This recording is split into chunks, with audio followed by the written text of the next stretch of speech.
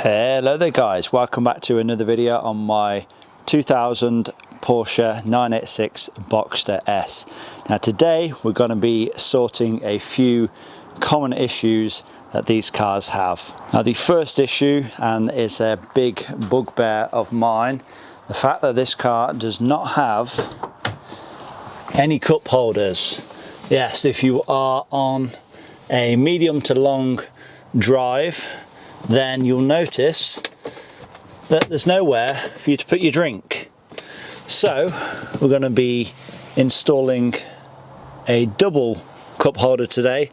Very easy to install, and I'll be glad once it is installed. Another common problem with these cars that I'm hoping to sort today is the grills. Now the grills themselves, they are not a problem, however they are quite big, and it does allow a lot of air, but it also allows a lot of junk, a lot of leaves, debris and whatever else to go through these grills, and it builds up on both the AC condenser and the coolant radiators, and that is what corrodes them. So hopefully with the new grills that we're going to be installing today, that will prevent that from ever happening in the future. Now not only do we have a fresh set of grills for the front bumper, but we also have a set of grills for the air intakes as well, because obviously this is supposed to be just air going into here.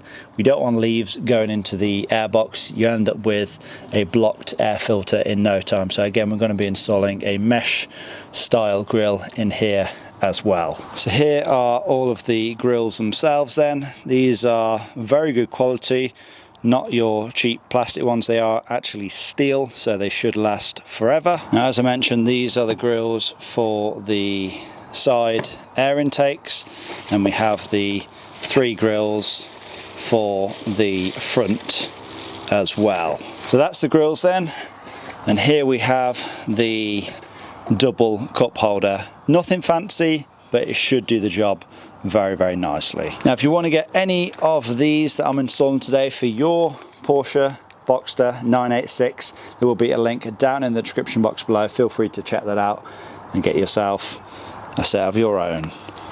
Right, let's get all this installed onto the car now. And we shall start with the easiest of the whole lot, which should be the cup holders. There's only one place that I can think that these will go into, and that is in the armrest. So if we pop that up, I'm going to assume that this should drop straight into place. Look at that. Can you get an easier install than that? Literally drop straight into place, and again, it's nothing fancy, but it should do the job quite nicely. And you can still use it as an armrest, but when you want to store some drinks in there, you can do so. Very handy addition to the car, that is. Now then, we're going to tackle the side air intake vent. So to remove the factory vents, there should be one Phillips screw. Go ahead and remove that. With that now removed, there should be 3 clips holding the factory grille in place. So if we insert our hands through the vent itself, we should be able to pry it out. Just be gentle and slowly pop it out. There we go. That's the factory grille now removed. Next thing what you want to do then is remove the grille part itself from the shrouding. Just pops off like so.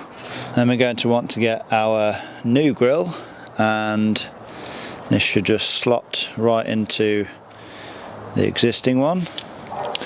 Something a little like that. And then the finished product should look something a little like this. Everything back together, ready to go back onto the car. There we are, that's that side vent now reinstalled back onto the car. Now let's do the same on the other side. This is the actual intake side, the other side is just for the cooling fan. Just the exact same process though. Let's get it removed, get the new grille installed, and then put it back in place. So as you can see, I've done the exact same on the other side as well. And now all that's left is the front bumper grills. Now, to install these grills, it's best to remove the bumper to save damaging your bumper. You may be able to just slide them into place because they do go over the top of the original factory grills, but I wouldn't like to do that. Chances are you can scratch up your paintwork. So to remove the bumper on these cars, very, very easy to do so. You just need to lift up the front trunk or the frunk and then remove this panel right here. They should be held in by these plastic screws. There should be 4 of them, one there, one there, one there, and one there. And then this piece of trim should just lift out.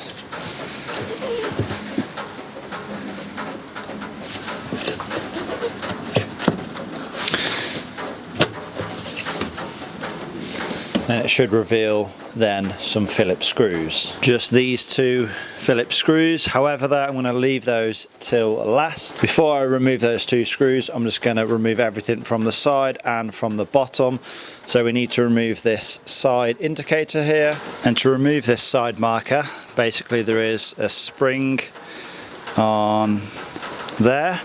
So basically all you want to do is push it that way, and then it should pry out then. Obviously just disconnect it, and then you're going to want to remove 2 push rivets. There should be 1 there and then 1 there.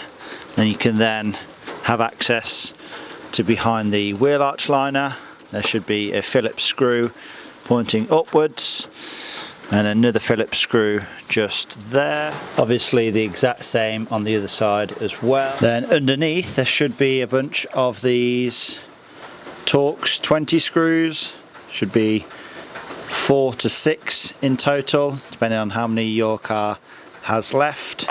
Remove those, and then at the end it should just be these 2 Phillips screws to remove, and then the bumper in theory should come away. Now that should be all the screws removed. Do we have a lift off? I think we do.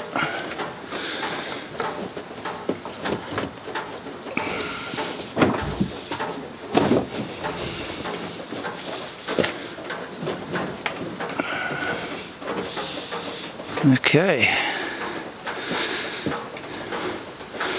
that is the front bumper now removed. Now of course we're going to want to remove the factory grills to install our new honeycomb style ones, but before we do that I actually want to go a step further and access the radiators just to give them a good clean out. Now I have already gave this a good clean out when I did a deep clean on the car, but obviously I couldn't get right in there, so I want to remove these shrouds so we can access the radiators directly. So that should now pull off. So yeah, for these side ducts, seems like there's a total of 5 Torx screws. I'm going to assume if you have the base model, this is obviously a Boxster S, but if you have the base model, then it's probably going to be slightly different. Then there may only be 1 or 2 screws holding these in place. So I've just split the AC condenser from the coolant radiator, and this is exactly why you need to install those grills onto your car. Look at this build up of leaves and detritus. This all just sits on that radiator and corrodes it. Not good. I'm going to clean all this off with a brush and then give it a good rinse as well. Get rid of all this. It's probably been sitting here for years, and then put everything back together then. So then I've gave both of the radiator and the AC condenser a good clean out, much better now. Just gave it a good brush off and then a good rinse down with the garden hose. Of course, that same on the other side as well, and also done the center radiator as well, and I've gave the shroudings, all that, a good clean up. Let's get this all back onto the car, then we'll work on that bumper. So all the ducts now put back in place, everything nice and clean. Let's move on to the bumper and installing these new grills. Now I can only assume that this center grill should just push into place, because I kind of don't want to remove it. It looks like this is held in by some plastic welds. I assume that's factory because it's all the way around. So I'm going to leave that in place, and that should just slot in like so. With these two side grills, they're just held in by clips. So I'm going to pop them out, and then I'll install the grills the exact same how I'd done the other two. Okay, so center grill now installed. This is how it goes. So you have this tab at the bottom, then you have kind of a prong on either side at the top. Now I must say this is very tight. Obviously it wants to be tight because you don't want this thing to fall off when you're going down the road, but don't be afraid to bend it. It is flexible.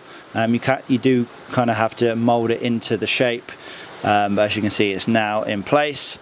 And for the side grills, probably a little bit easier to install. This is exactly how they go. As you can see, all four tabs on the back, so it will go into place like that, although that's for, it's got it upside down. That's for that side, I believe. So yeah, just going to do the exact same for this one. Just slot it into place, and then we can get the grills installed back onto the bumper, and the bumper can go back onto the car. And there we go, that is the front bumper now back in place. Grills fully installed, and they do look pretty damn sweet if you ask me. Perfect fitment, and it makes the front end look a lot more aggressive as well, I think. The main reason for installing these, of course, though, is to stop all them leaves and debris from getting in there. You know, in theory, we shouldn't have to clean out those radiators ever again. And the same with the side vents as well. For the air intake, we should no longer have to be cleaning leaves out of here. And I love the fact that we now have a set of cup holders as well. Okay then guys, so there we go, nice couple little jobs done on the Porsche 986 Boxster S. If you want to check out any of these products that I've installed today, the grill set and of course the dual cup holders, I'll leave all of the links down in that description box below. I want to thank you all for watching. Remember to give this video a like, leave a comment down below, subscribe if you have not already done so, and we'll see you all in that next one.